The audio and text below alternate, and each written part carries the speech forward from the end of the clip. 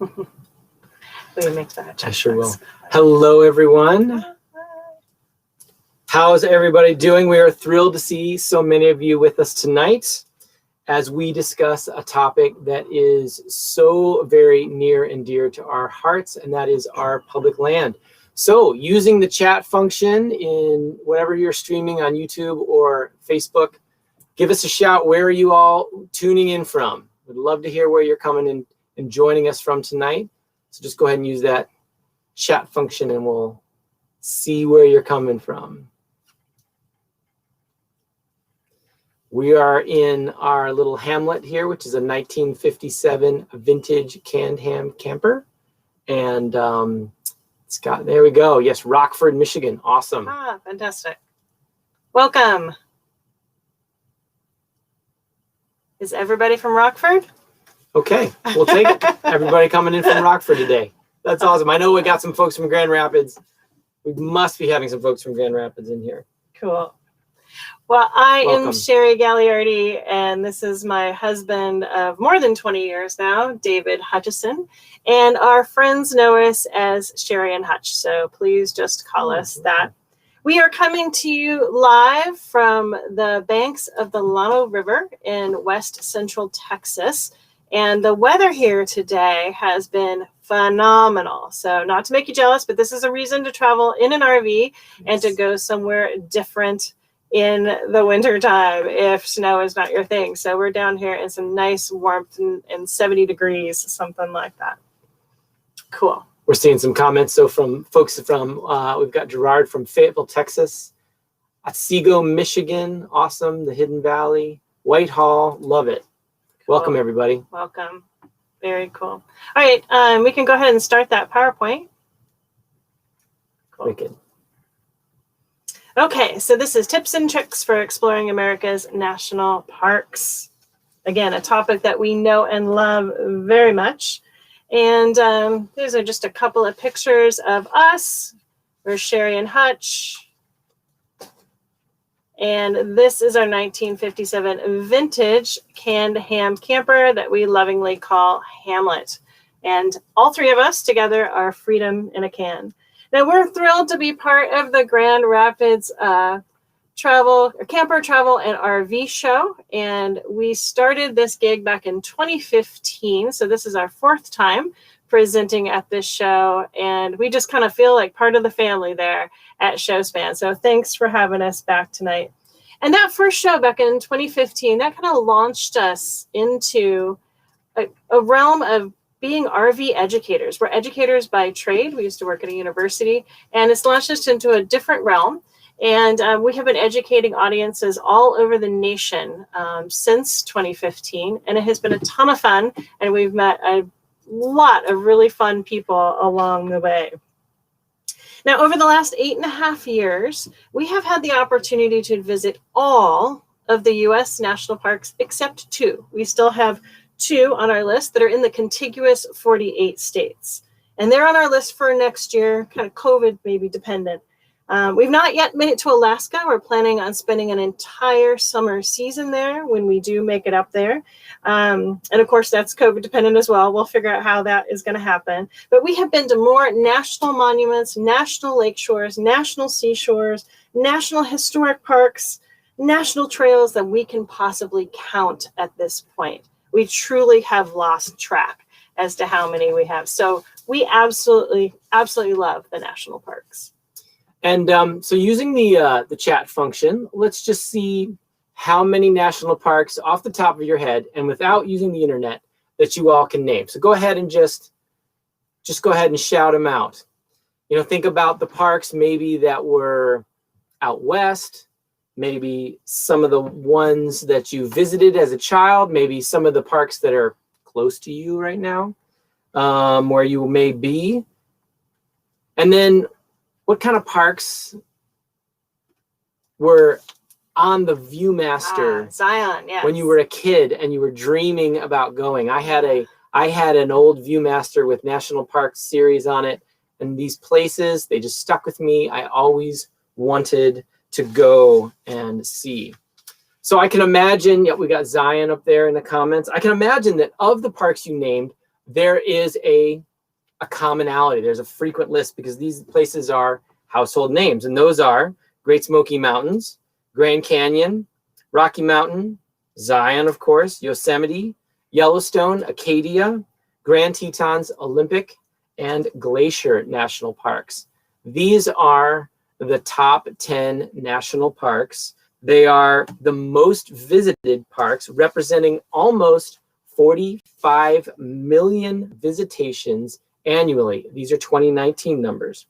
And they're obviously absolutely gorgeous places, full of wonder and enough adventures that 10 consecutive visits to that park still wouldn't get you seeing all of it. But there is a reason that they're so popular. They are a reason they're also being overly loved and consequently overly regulated. Now, we've all heard about Old Faithful. We've all heard about Half Dome, Angel's Landing, Bright Angel Trail, Going to the Sun Road, Cadillac Mountain, and many more. These are common household names in the National Park Service. But did you know that the Black Canyon of the Gunnison in Colorado boasts sheer cliff walls that tower 2,250 feet over some of the most intense and difficult whitewater in the country? Did you know that the North Cascades National Park in Washington proclaims the most active glaciers in the contiguous 48 states at 306 glaciers? And it is the second most biodiverse park in the entire system. And in my mind, it looks like a mini New Zealand, sort of like you've walked into the middle of Lord of the Rings. Did you also know that Mesa Verde in Colorado is the only national park that is specifically dedicated to human history and features many of the best ancient Puebloan cliff-dwelling ruins? There are so many parks, and each is a wonder in and of itself, but there are also so many other sites that the National Park Service manages and protects across the 50 states and territories. And we recently learned that the NPS is second only to the Department of Defense in terms of facilities, acreage, and resources and infrastructure in the federal government. So it's a big, big system. So here's the gist of what we're going to discuss today. We're going to talk about the National Park Service and all that it manages, so you can kind of get your head around this huge topic. We're going to help you find some new parks by exploring some new ecosystems. So above and beyond the top 10 that are listed here, we are going to explore a whole lot more than that. We want you to make the most of your visit. We want to answer some questions and give some tips and tricks on when to visit, where to go within the parks, where to camp, what to bring with you, and more. We're also going to share some of the best resources that we know about to research the national parks that you want to go to, both in print and online. We're going to talk about the least visited parks, the places with no crowds whatsoever. And we do not want crowds right now, right? Well, actually, we want them. We can't be in them. So these are some great parks to visit, especially at this time, if not any time. There are also a handful of new national parks, places that have gotten some brand new designations, and they are officially national parks now. We're going to talk about the annual passes that you can get to save you money. There's one pass that a lot of folks know about, and there's a whole lot more out there. And then we're going to talk about some opportunities to volunteer in the parks. And this is something that we have had a chance to do, and it has been a truly rewarding experience. Okay, Derek, you can go ahead and flip to the next screen. Perfect. All right, so NPS, what is in a name? Stands for National Park Service. There are 29 different designations within the NPS, and those are listed there across the top of the screen. I don't know if you guys knew that, but we certainly didn't until we started visiting these places. 29 different designations, and they refer to different types of public land that is managed by the NPS, which is found within the Department of the Interior. Now, it's not our job here or even our goal to define all of these for you. We just wanted you to see the scope of what it is that this Park Service manages. But just for fun, we'd like to know if you know what a few of these abbreviations mean. So let's start with an easy one, and we would love for you to use that chat box to chime in with some comments. So what do you think NP stands for? Anybody? NP.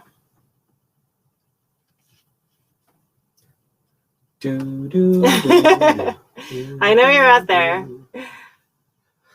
Okay, I'm going to tell you. National Park is what it stands for. NM. NM. NM.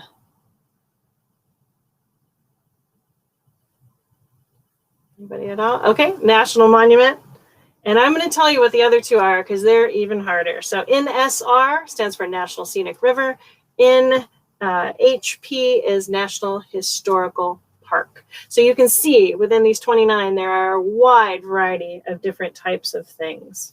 Now, within these 29 different designations, there are 423 different park sites across the nation. So from the 8.3 million acre Wrangell St. Elias National Park in Alaska to the Thaddeus Kosciuszko National Memorial in Philadelphia, which is only at 0.02 acres. So from 8.3 million to 0.02. And within these 423 different sites, there are 63 national parks. And that's going to be our focus today of all the things. Yeah, that's going to be our focus today. And unless you are a national park nerd, kind of like we are, you probably don't even know about 50 or more of the actual parks. Of those 63, you probably don't know about those. So we're going to talk quite a bit about the others that you do not know about today. Yeah, there's just just to let you know, there's a sizable delay when people are putting in. When we're asking questions. So yeah. we'll take that into account. Yeah. Sorry about that. Looks like about 30 seconds or so. Sure. Okay, cool. Just a few more stats, and Derek, you can pull this up on the screen. The Yellowstone, which is pictured here, that everybody knows about, was the very first national park, and it was established in 1872. And then the Park Service itself was established in 1916, so they recently celebrated their centennial about 5 years ago. And then the latest national park was designated a national park in 2020, about a month ago. So in the midst of all the chaos going on in our government, indeed, there was a new national park name, and that is the New River Gorge, and that is found in West Virginia. All right, moving on. So what's your favorite national park? That is such a subjective question, one that we get all the time. It's kind of like us asking, hey, what's your favorite child? Hard to answer, right? Now, as educators, we frequently turn this question around and answer it with a question. So we'll say, well, what is it that you like? Do you like canyons? Big Bend National Park in Texas has these stunning vertical canyons right above the Rio Grande, and it's very, very accessible. It's about a half-mile walk from the Overlook parking area to reach this place in this amazing Western Canyon. Or you can kayak them. You can kayak and paddle back up. Do you like valleys? Death Valley. Lots of people have heard of Death Valley. It has the lowest elevation in all of the North American continent. Great. Do you like caves and underground exploration? You wouldn't expect that a park like Great Basin, which is, you think, dedicated to the Great Basin desert in the western states, but it is actually dedicated to the protection of this cave and the protection of a 1,000-year-old species of tree called the bristlecone pine, which only grows at 10,000 feet or higher. Pretty cool place. If you like mountains, the North Cascades National Park, which is, we're kind of very emotionally connected to this park. It's maybe not our favorite, but it's bordering on it because it's so little visited and it is so completely stunning. Again, it's like Middle Earth. It's like America's New Zealand, all in the state of Washington. Do you like trees? Trees are a part of almost all national park, but there are ones that there are parks, and Derek, go ahead and advance that slide there. There you go. Trees are in all national parks, or most national parks, but there are specific parks which are dedicated to the protection of trees, like I mentioned, Great Basin. This is a picture of General Sherman in Sequoia National Park, and it is the largest tree by volume in the world. And it's a really special place. Do you like islands? Acadia National Park. You wouldn't think of Maine as being a large island state, but there are over 4,000 islands off of the coast of Maine. And Acadia is right in the middle of the coast, and it itself is an island, and it is surrounded by islands, and they're very accessible by land and by water. Do you like the Great Plains? The Great Plains, Badlands National Park, is this bizarre landscape that looks like you've gone from the moon, and it's right in the middle of the Great Plains of South Dakota. Stunning, stunning place. Do you like glaciers? If you like glaciers, you might want to head to Glacier National Park, but Mount Rainier actually has more stunning displays of these ice formations at altitude. Deserts. We just visited White Sands National Park as our 46th national park, and there's a lot of sledding on sand dunes that happens in Michigan. It happens in Colorado, but there is also this great gypsum sand on the in the middle of New Mexico, which will really take your breath away, and it's perfect for sledding. It is amazing. You just get on the little saucer sled and boom, down you go. Okay, so Derek, looks like we're having some technical problems with our PowerPoint. We're going to reboot that PowerPoint and see if we can get some quality issues. Hey, this is live. We're doing technical, having technical problems, so we just got to kind of roll with it. Yeah. Do you like volcanoes? Volcanoes. Crater Lake. It's an iconic national park in Oregon. It's it's an ancient caldera, and there's this deep, incredibly deep lake that's been filled up with rainwater that is in the bottom of this old caldera. Do you like rock formations? Arches National Parks comes to mind. Arches are formed by wind erosion rather than water erosion. And finally, parks that have water. The newest national park, the New River Gorge, is dedicated to the New River, which is really one of the oldest rivers in the world. So all of these things are helping you decide what might be your favorite national park. Each park has a focal point on which it was founded, and some of them have a lot of reasons why they might be founded. So you want to focus on the environments that you find fascinating, inspirational, and what you like spending time in.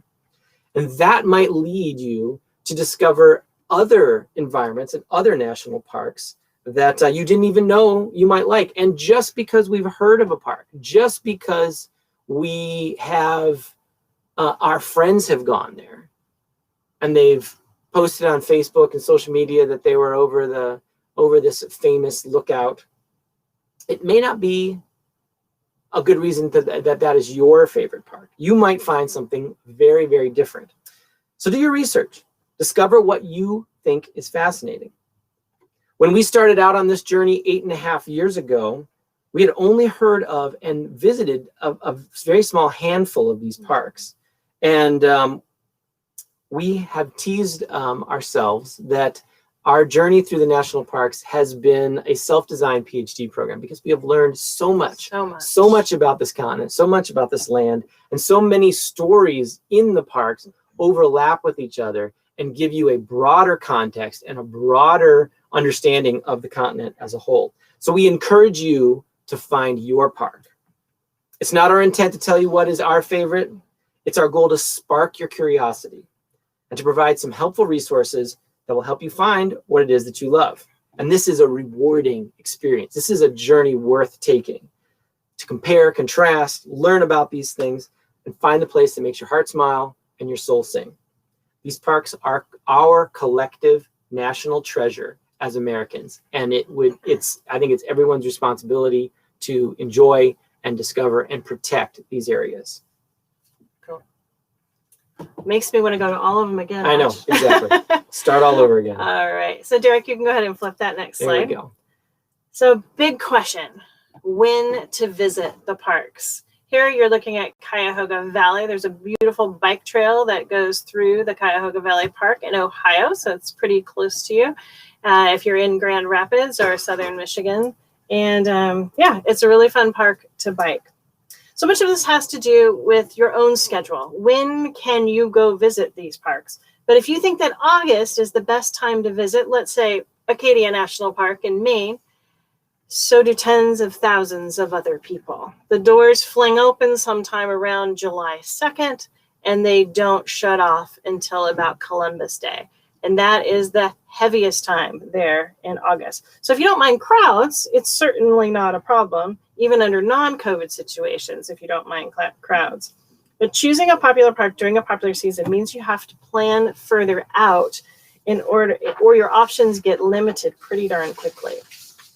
So most parks let you make camping reservations up to 6 months in advance. But I don't know about y'all, but camping reservations or any planning 6 months out these days, it's like a moving target. So it's very, very hard to plan, especially for a busy season. It also means that you're going to be sharing trails, restrooms, visitor centers, campgrounds, park roads, and popular view spots with these tens of thousands of other people. Since many parks have seen a huge increase in numbers since their centennial, so in the last 5 years, some have been forced to go to a permit system for something as common as driving on the park road.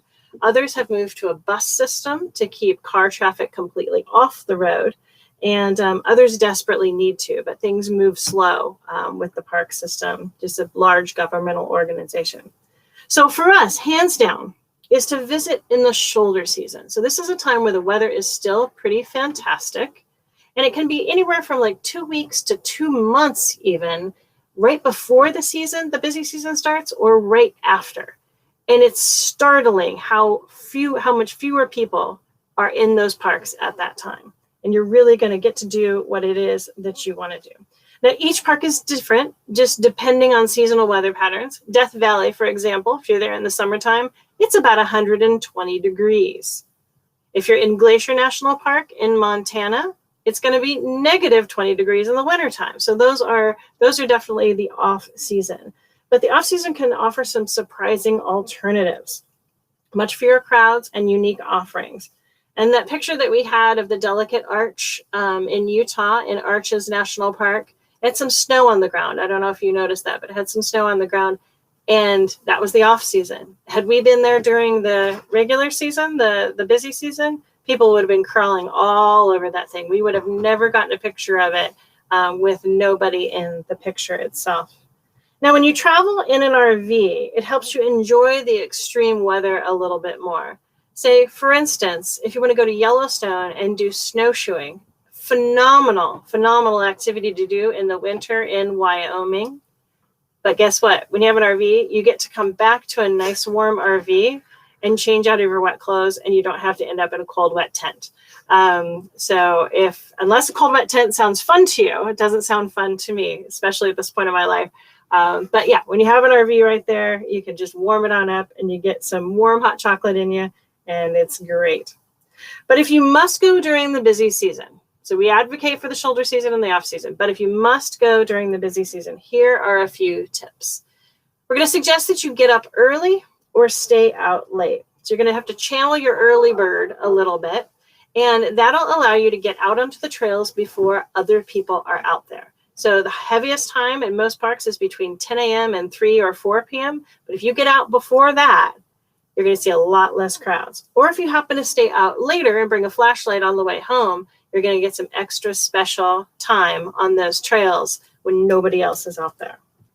Go to less popular areas when you're there during the busiest time of the day. So when you get there, ask a ranger or go to the visitor center and find out where are the least visited parts of the park and go there during the busy time. And then go to the really popular areas in the morning and the evening. You might even want to think about camping outside of the park. There are private campgrounds and public lands that surround most national parks, and they fill up much slower than everything else in the park itself. For instance, we ended up at the north rim of the Grand Canyon in May. The entire campground was filled, but there's a national forest right outside where we could boondock in our camper for free. We had to drive an extra few miles, but we had the place completely to ourselves. You might want to consider using alternative transportation. So this could mean anything from buses in the park that are provided to parking at the visitor center and using your bike to get around the park.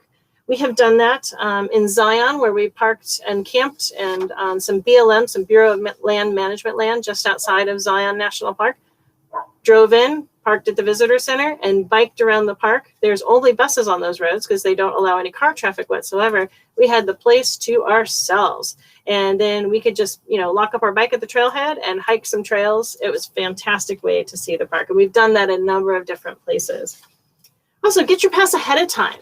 So if you have an annual pass, or you're even going to just get a day pass or week pass, see if you can get it ahead of time, because they have special booths when you're entering for annual pass holders. And all you got to do is show that pass and you zip on through instead of waiting for everybody at the toll booth to pay for a pass right there. You also want to bring all your food. So if you are there during the busy season and it's one of the larger parks that has concessions, you're going to spend hours standing in line trying to get food at these concessionaires. So we suggest to bring your food and to eat out on the trails.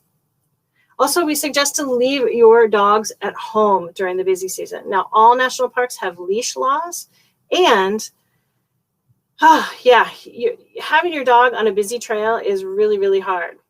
And some national parks don't even allow dogs on trails, especially during the high season. And you don't want to leave them in your RV because they're going to bark all day long. So that dog is going to be happier staying at home rather than having to stay in the RV.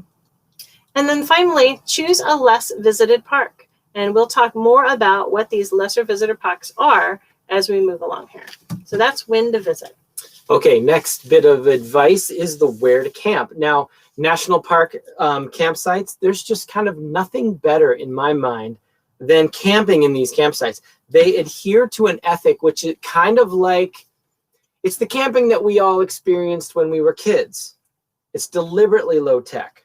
It rarely offers campsites with services, sometimes not even hot showers, though there's plenty of exceptions to this. It's kind of like, it's just the way I think camping should be.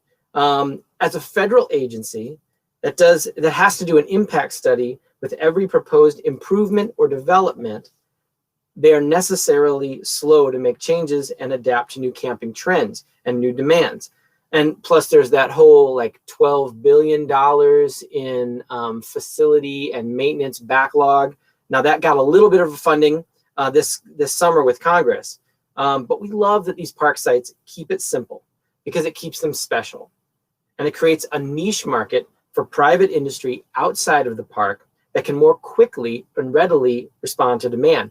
So like, for example, right now we're in an RV park outside of a state park. The state park was full. We're in an RV park because we needed Wi-Fi, and it's great because we can come live to you without having to worry about our phone connection and use the Wi-Fi. So we're taking advantage of that private industry for this weekend, but we rarely do that. There's limited sites for RVs in national parks because they have smaller campsites. So an RV is 12 feet in length, so around Hamlet's size. It will fit into 100% of all NPS campsites. But an RV that's 40 feet in length, it will only fit into 53% of all campsites. But this is a trap. Don't think, oh, I've got a 40-foot rig, I can fit into half of the campsites. That's not the right way to think about it, because most of the parks have only a handful of those larger RV sites. Now the bigger parks, like 6. Yeah, like the bigger parts are going to have more available. But you may find that those campsites that'll fit your rig are going to go quickly. So you're going to need to get on those reservations 6 months in advance and plan ahead. So for a classic example, Acadia National Park, established in 1916, their campgrounds were developed in the 40s and the 50s. They only have one campsite that can accommodate a larger RV, and that is an hour and a half away from most of the park. It's across the water on another peninsula that if you could drive your rig across the water, it'd only be 15 minutes, but to drive around the bay, it's an hour and a half. Now that campsite is beautiful and it's well worth the visit. But if you're expecting a Mount Desert Island for Acadia, you're not going to get that if you've got a 40-foot rig. Unless you camp at a private campground. Which is the next topic, private campgrounds. Yeah. We happen to be at one right now. And they can proliferate outside the park, and they're more readily able to adapt to those changing demands, the demand for Wi-Fi, the demand for full hookups, and things like that for your rig. Now, public land is often outside immediately most national parks, especially out west. There's kind of like a buffer of public land around the national park. It might be national forest, it might be Bureau of Land Management land, but this is land on which you can camp for free or very little cost in a dispersed camping or boondocking situation. And since we like to travel without reservations almost all the time, we frequently make use of these resources when we're close to a national park that we like to visit, because it allows us the flexibility to stay here for a couple extra days, stay there for an extra couple days. We don't have to rush from here to there just to sort of fit our reservation itinerary. We can make our itinerary fit our curiosity. Primitive camping, that is a great way. Sorry, hang on. I skipped something.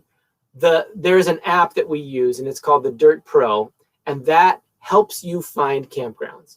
And it's awesome for this time when you're looking for a national park site. They're full, but you want to be close, and you can pull up a map and you can locate a campground, and you can even contact them directly through the Dirt Pro and make a reservation or see if they have an availability. It's a great app. We use it almost all the time when we're trying to find camping. And that brings me to primitive camping. This would be something that would be more like human-powered camping inside the park. Many of the backcountry or primitive camping sites that are in the park are among the most spectacular campsites. And just because you've brought your RV doesn't mean that you can't get out for a night or two into the backcountry. This very idea was what first convinced me that I could be an RVer. Because for my whole life, I was a tent camper. I liked to rough it. I liked to sleep on the ground with a root in my back. Okay, maybe not, but I loved being out in the simple nylon structure and not being an RV.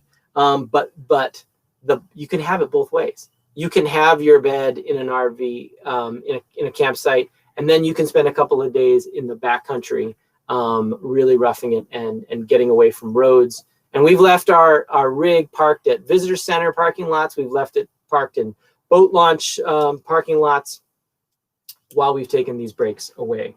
Yeah, we carry all of our backpacking equipment, all of our sea kayaking equipment, so we can just get away from the RV, because this is our home, this is our full-time home. That's right. And get into those primitive areas. So it's the best of both worlds when you have that equipment with you. Great. Just fantastic.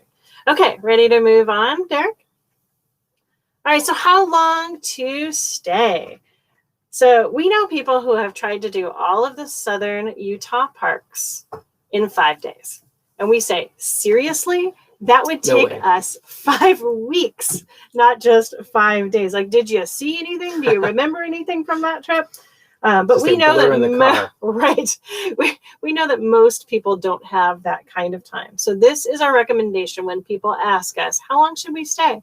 So for the smaller parks, we estimate about 3 days. You can do pretty good justice to a small park in 3 days. For the larger parks, hands down a week. It's got to be at least a week. And that's going to leave you some things to do next time when you come back to visit that park, because there's so much to do in some of these larger parks.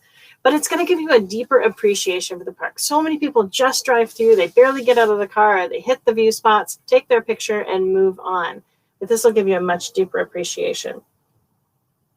Also, folks ask, oh, how long should I plan in between a visit to some parks? Well, our best answer is, and what we have found, is 2 to 3 times longer than Google Maps says that it's going to take you.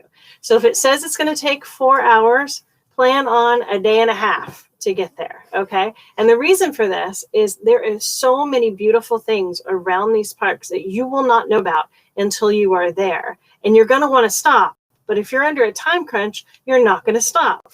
So you're going to wish you stopped. So just plan the extra time. So that's the first reason. The second reason is most of you probably don't drive an RV regularly. This is a larger vehicle. You're going to want to go slower. You're going to be in the slow lane of traffic, and it's just going to take you longer to get there. So instead of stressing out trying to get from one place to another while you're on vacation, just plan some extra time in between. Now, the picture that's here is of Bryce Canyon at sunrise. Now, Bryce Canyon is a little known park, and it's very close to Zion National Park. So we suggest when you go to Zion, also head to Bryce, okay? But in order to do that, you're going to have to plan some extra time while you're there. All right. Cool.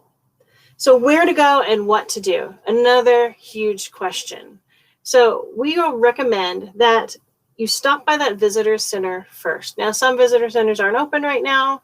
Some are with limited capacity, but stop by that visitor center and watch the park's film. These films are often 12 minutes to 20 minutes, and they are beautifully done. And they're going to provide some context to the park that you are about ready to visit. Also, the visitor center is going to have some fantastic displays.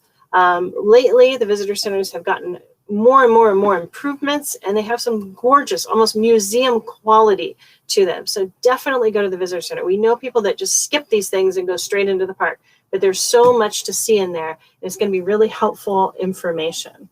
Also, attend some ranger programs. Now, we are ranger program nerds, and we've actually led some of these programs before. But they are absolutely worth it to learn more about the ecosystem, the history, the wildlife, the geology, and more.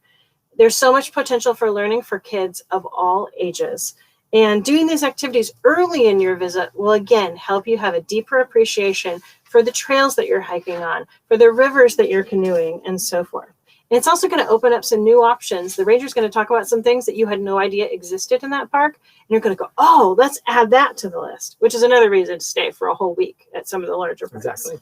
And it's going to put everything in perspective that you see and do while you're there. So definitely go to the visitor center, see the parks film, and attend those ranger programs early on so you get a good sense of the place. Now, for best wildlife viewing, a lot of people go to the parks to see wildlife. We think it's a fantastic reason to go. But if you go to the popular trails where all the crowds are, you ain't going to see any wildlife whatsoever. The wildlife stay away from people for the most part. But if you go to those lesser known areas and the trails that people just don't go to very much, that's where you're going to have the wildlife magic. That's where it's going to happen for you. Okay. Also, there are many species that are called what's crepuscular, referred to as crepuscular. That means that they are most active at dawn and at dusk.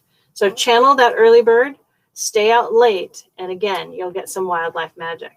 And for those of you that are night owls, well, that's the reason why it's called a night owl. They're nocturnal animals. So there's nocturnal animals that come out after dark, and it's a wonderful time to see them versus the diurnal animals that are out during the day.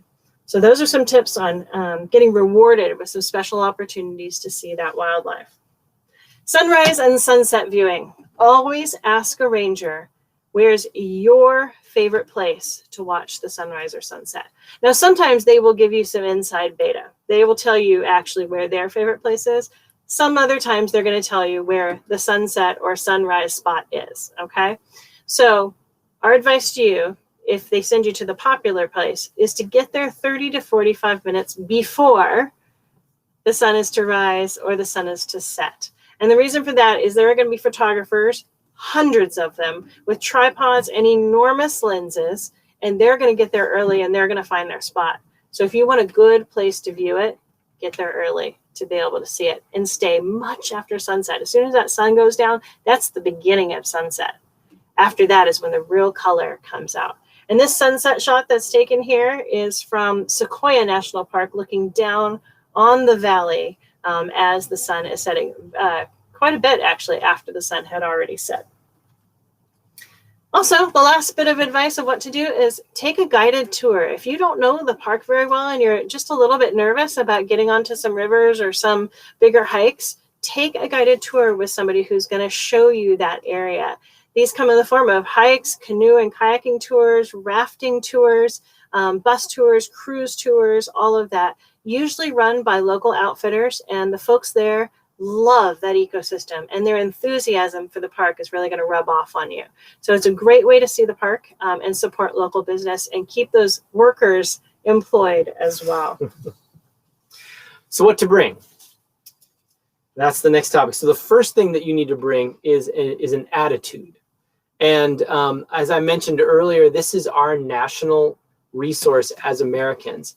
And it's up to us to make sure that we protect it. So we need to take our own attitude and ethics with us so that we leave the place better than we found it. So if you're not familiar with Leave No Trace Ethics, you can go to lnt.org and you can learn all about it.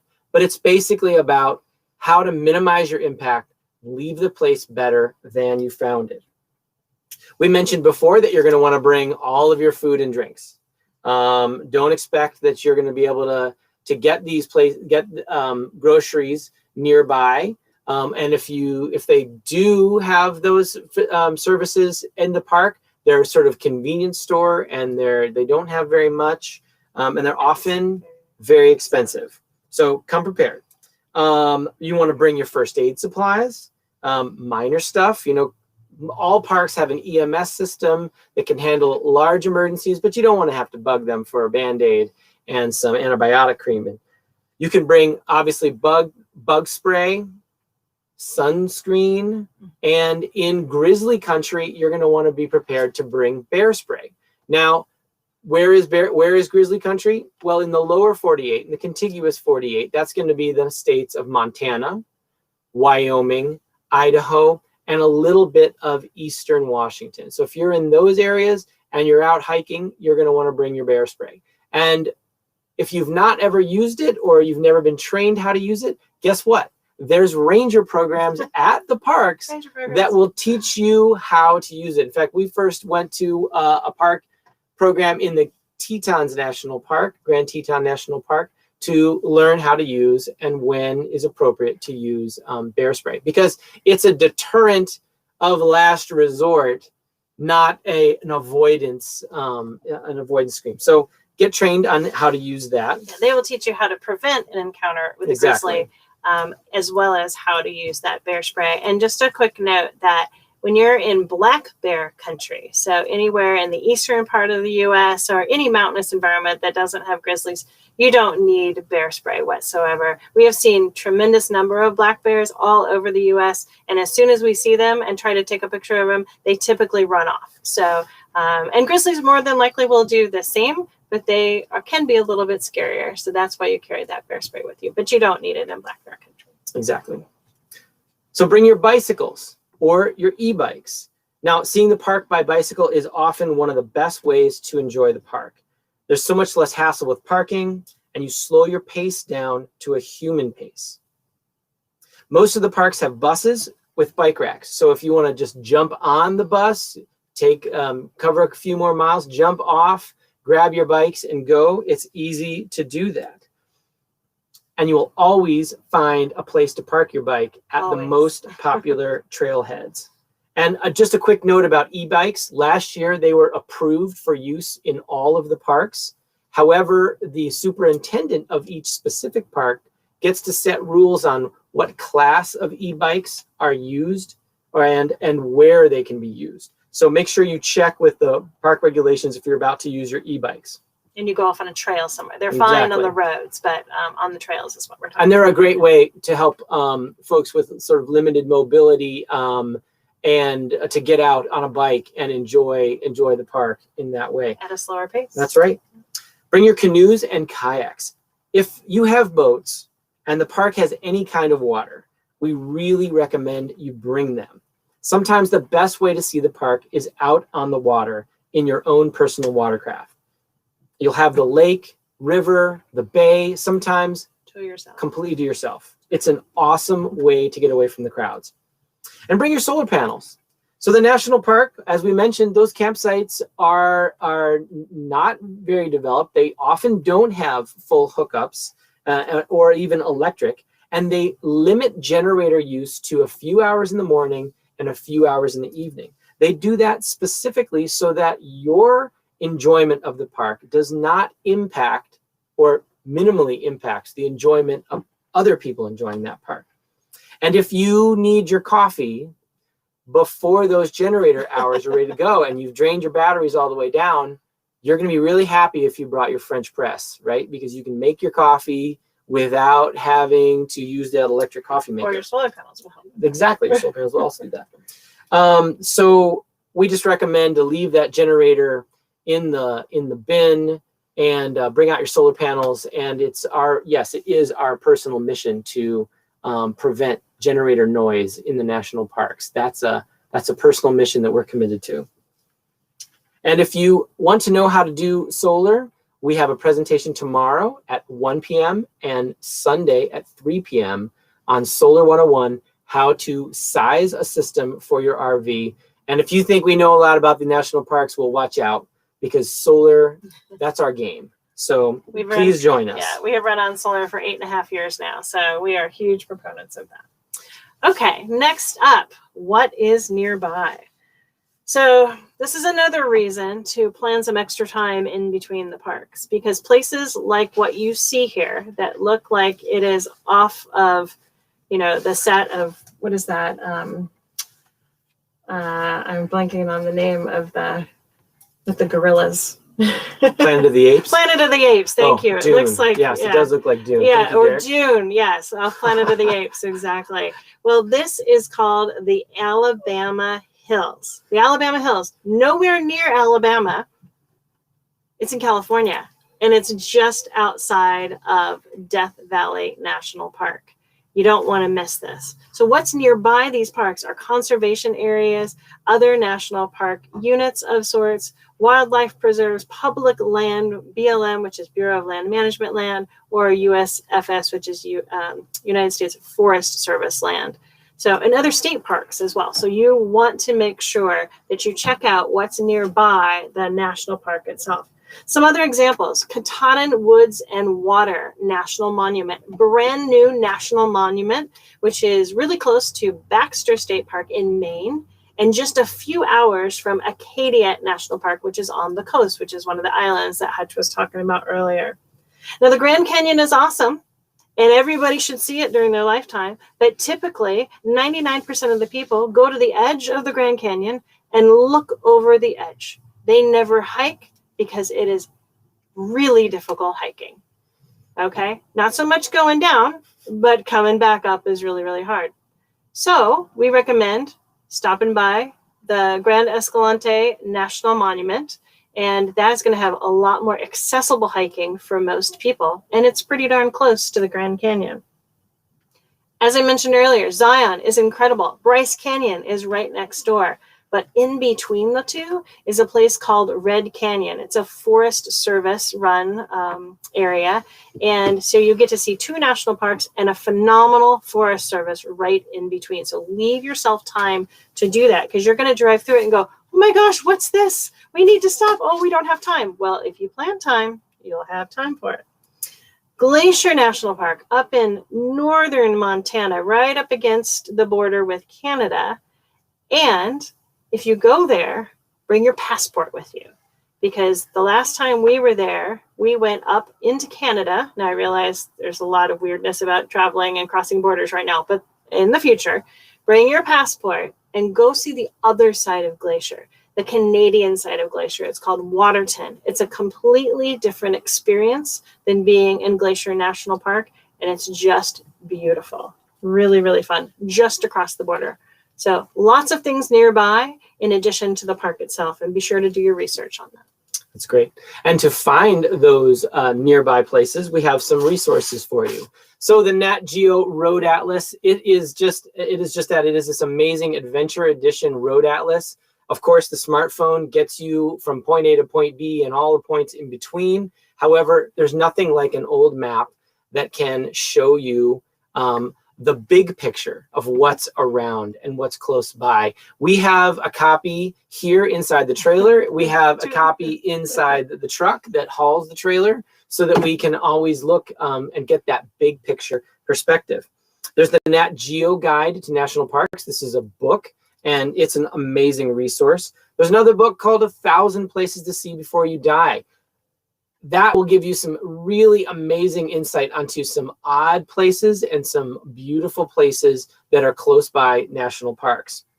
The National Park Podcast is a amazing program that is brought by another couple who travel the country in their RV, and they're homeschooling their kids, and they produce this podcast, which really highlights some very unique aspects about the national park and the National Park Service. They tell cool histories about the human history of the park and the development of the park. It's a really neat podcast. And they tell some really interesting stories. Yeah. The NPS website, you could spend hours and hours there and weeks on this website. There's so much information.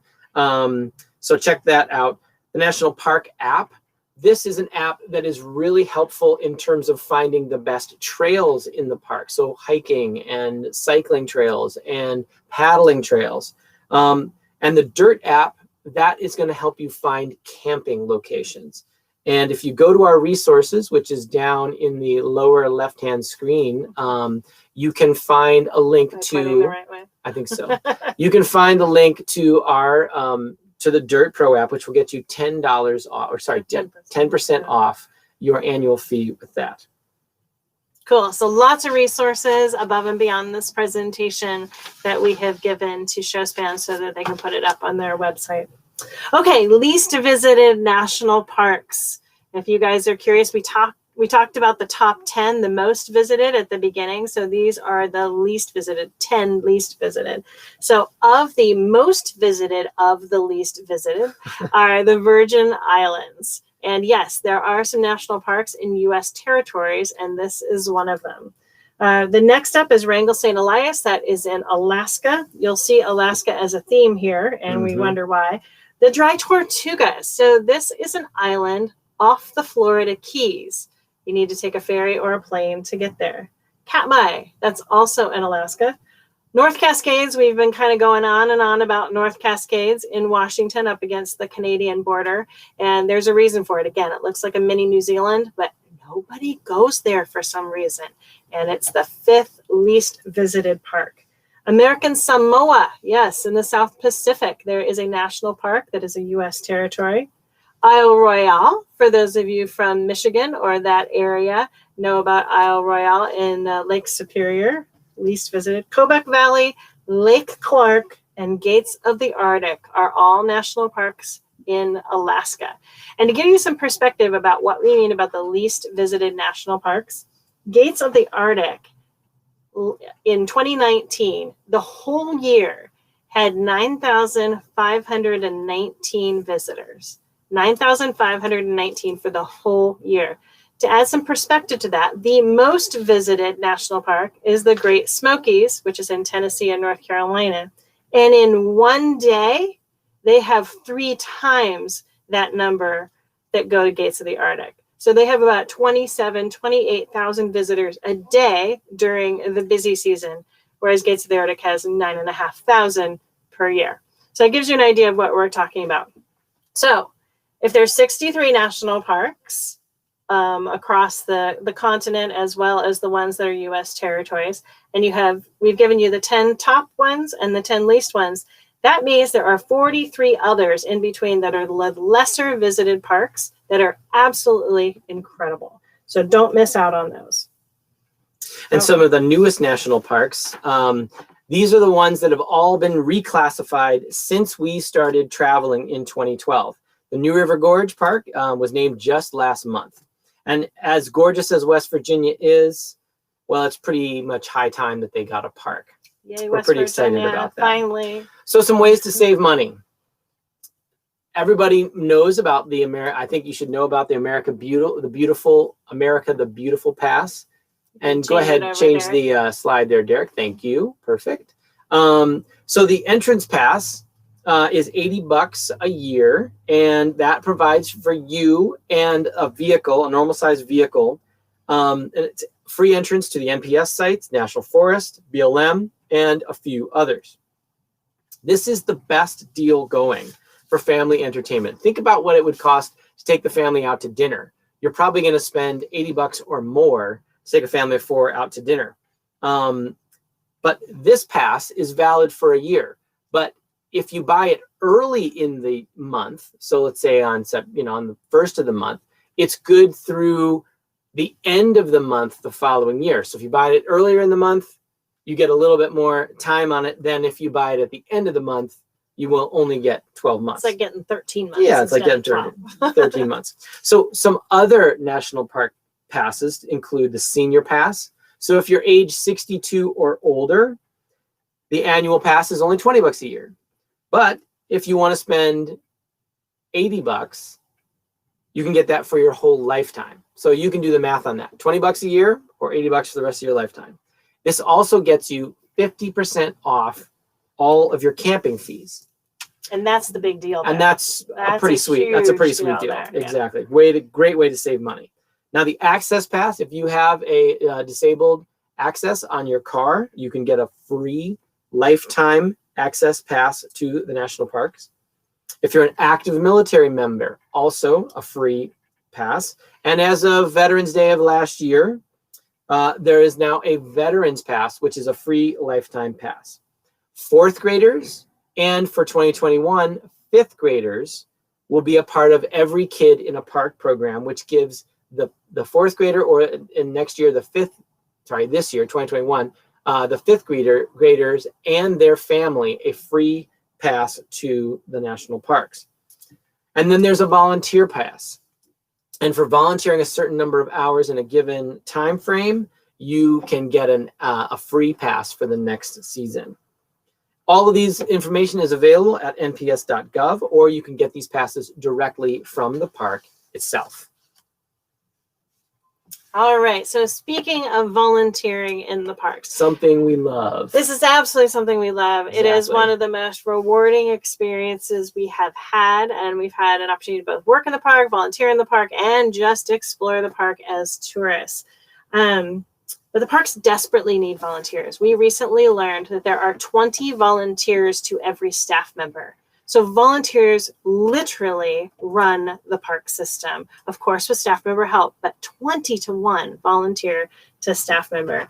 And with federal budgets under severe pressure, especially right now, volunteers are desperately needed. So consider that. Consider volunteering in one of the parks if you're going to be out and do some extended RVing. And I just wanted to say that because many of the volunteers are at retirement age and older, because of the pandemic, there is probably a shortage of positions right now. So if you've been vaccinated, you might be able to take advantage and get a volunteer opportunity that otherwise this late in the year or this early in the year, those positions would have already be filled for the summer. So now is a good time if you've been vaccinated and are looking forward to traveling this summer to see if you can't find an open position. Yeah, they really need you. That's right. And they are looking for enthusiastic people with a whole host of different skills and experience, from teaching to maintenance, customer service, to engineers, to biologists, to designers.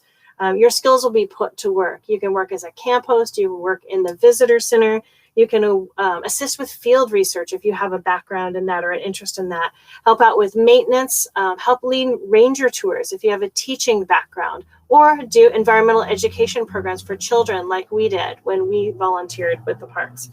So to find a placement that is appropriate for you, in the bottom of the screen there, it says volunteer.gov/s/. So don't ask us why they've added the /s/ on there. It used to be just volunteer.gov, but you won't get there unless you put the /s/ these days.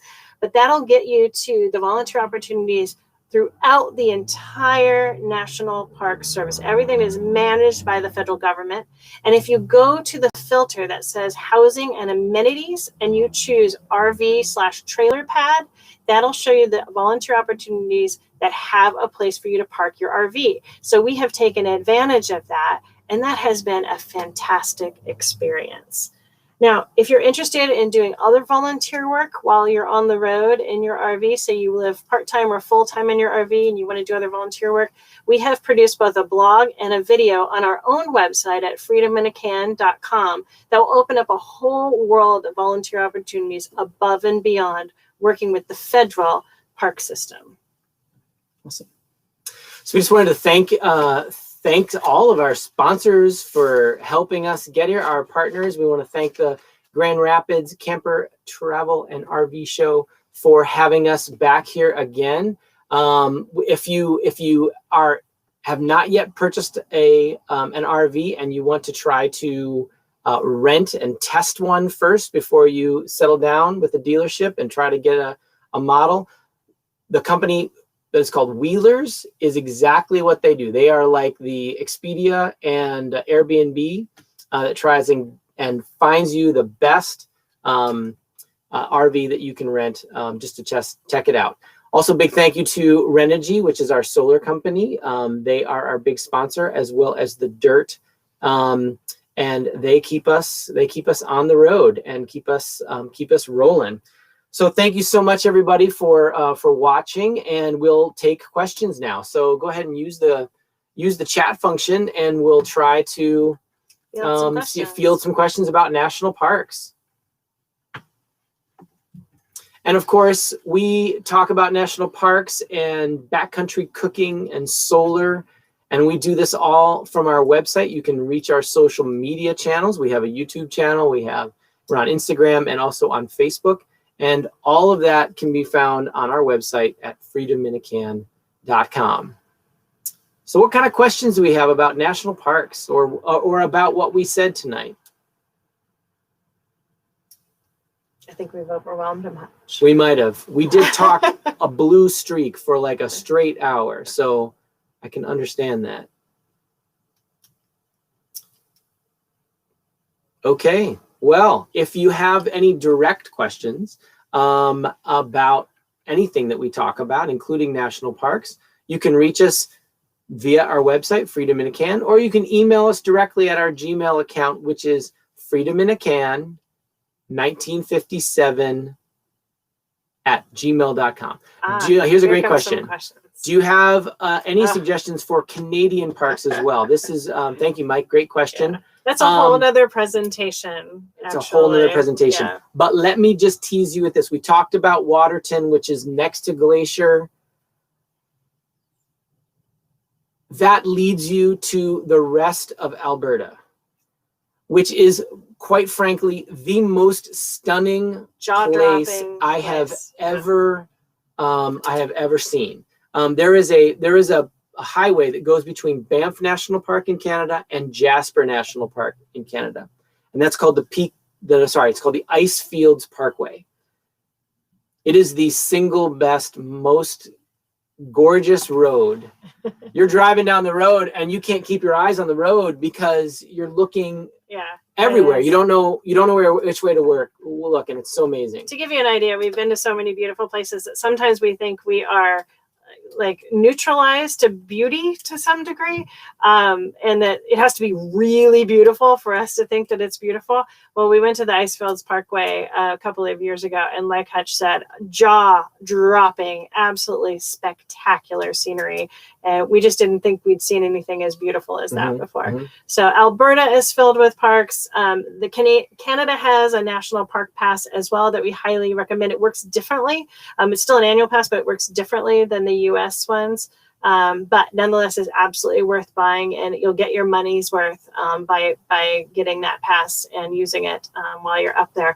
Also, so British Columbia is going to have some parks as well. There are some interesting parks in Manitoba and Saskatchewan. Riding Mountain is kind of cool in Manitoba, for sure. And then if you go to the eastern side, definitely go to New Brunswick and Nova Scotia. You will find some gorgeous national parks on that side of the country that we highly recommend and are very accessible from Maine. So if you're in Maine, we're huge proponents of Maine because we've spent probably 4 seasons on the coast of Maine, and we've been up to New Brunswick and Nova Scotia to check out a few of the parks along there, and they are just as beautiful. And so the question is about the park pass in Canada. No, it's still a family pass.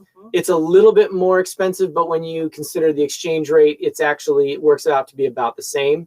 The difference between the US pass is that the US Parks Pass is only available to United States citizens. So other nationalities cannot buy a park pass by an annual pass and use it. They have to go pay the entrance fee every time they enter a new park. But in Canada, foreign nationals, so American citizens, can buy an annual pass, and it's a good deal if you're going to go see more than 1 or 2. Yeah. Also, with the U.S. park passes, let's say you're just going to buy a week pass or buy the pass at the gate, not the annual pass. It's good for usually a full week while you're there, which is another reason to stay a full week because it's got you in for a week. When you're in Canada, it's day by day, and they charge you a fee day by day per person, which is different. So if you get the pass, that just overrides all of that, and you've got yourself an annual pass, and you can visit anything. So it really pays off pretty quickly, like in the first 6 or 7 days that you're in Canada. So a couple questions down here I wanted to answer to Gerard. Is this going to be rebroadcasted? We are doing this presentation again. Yes, Derek, help us out. When are we doing this one again? Is that Saturday? No, I think this is Sunday. Sunday. We're doing this again Sunday. 1. So Sunday at 1 p.m. is when we'll be redoing this presentation. So it's not going to be rebroadcast, but we will, again, be online, and it's going to be the same content, but we'll take a little bit different turn because there'll be different questions. And definitely check out our resources below for all sorts of information of the sort of stuff that we've talked about, and then some. And I want to talk about, you're correct.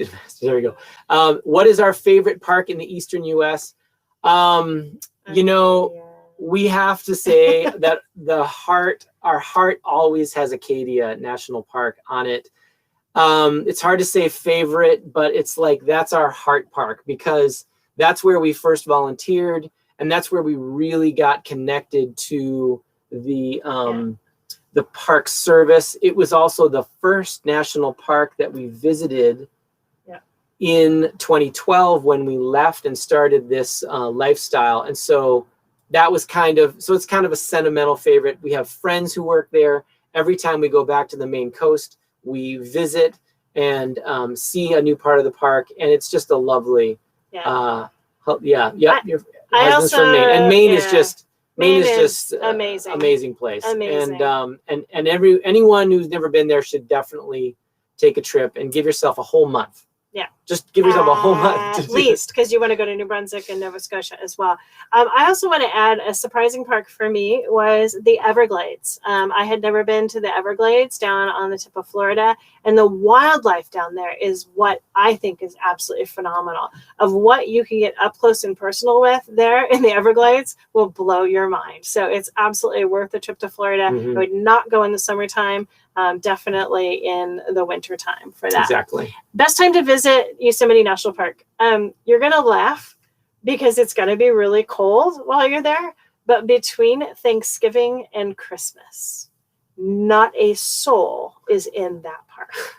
Well, okay. There's other 22 other people in that park. There's no traffic. There's no traffic on the trails. You need to bring your snowshoes. You need to bring your yak tracks in order to hike. We got up to some pretty high elevations while we were there, but literally there was nobody there. Of other times that I have visited that place, there's nobody. So that's, I think, the best time to visit, just to avoid the crowds. Exactly. Do you need a pass for each person? That was the Canadian. Oh, the Canadian one. Yeah. Right. Sorry, I thought it was like. And hooray, my husband is from Maine. What part of Maine is your husband from, Pink? Or is it J Pink? Pink J. Let's see, other questions. So any other questions? You know, Canadian parks are very different one other recommendation that we have that are kind of the not so national parks. Oh, yes. And these are some places that are big enough to be national parks, but do not have that designation because they are state or entities. And that is the Baxter State Park. It's you know, in Michigan, like you have a whole bunch of parks. They're all part of the state park system. Baxter, which is big enough to be a national park. It's huge. Beautiful. And stunning. It is its own entity. It is its own thing. It's governed. She's from Boothbay Harbor. That's great. Booth Bay. Janet. Oh, cool. Janet's from Boothbay. Cool. All right. Her husband's from Boothbay. Cool. Beautiful place. Yeah. Beautiful part of the country. Neat. Anyway, getting back to Baxter State Park, it's its own entity. It is deliberately undeveloped. So all of the roads going through the park are one-lane dirt roads. They're not developed because they intentionally want you to go slowly. You know, if it were a national park, it would have gotten the money to put like a big highway going through it and get people out and back and through. And that's just not the ethic of Baxter. It's deliberately backcountry. It's deliberately small. You cannot take a trailer that is over 18 feet through the park. So Hamlet is like the perfect size of trailer and RV to go there. However, if you're wondering where it is the terminus of everybody else in the country says Appalachian Trail. We say Appalachian Trail. It's a regional pronunciation from where we used to live. So it's where Mount Katahdin is, and it is spectacular. So that is a not so national park. Go ahead. Oh, I was going to say, and the other not so national park is the Adirondacks in upstate New York. They are also a state entity, kind of their own thing, part of the state park system, but also its own thing.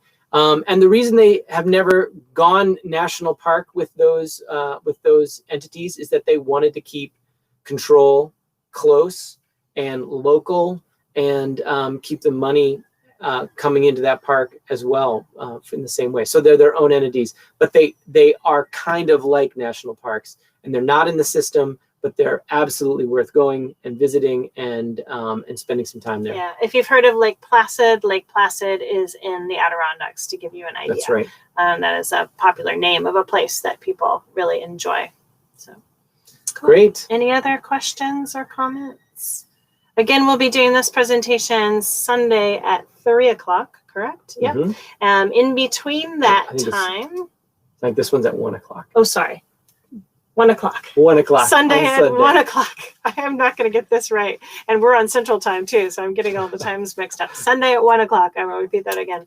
Our next presentation tomorrow, Saturday at 1 p.m. is on RV solar, so sizing a system for your RV. And again, we have run on solar for 8.5 years. And then also tomorrow afternoon at 3:00, we will have our cooking, gourmet camp cooking and baking seminar. Again, we did that this afternoon, and we'll repeat that again tomorrow afternoon at 3 p.m. These are all Eastern time. So 1 p.m. and 3 p.m. Thank you so much, Janet, for the compliments. It was great having you guys, and we really wish we could be there in person. But that is just not the way it's working this year. In the future. We hope that you'll all stay safe, and we'll see you hopefully later on this weekend. Thanks so much for joining. Take care.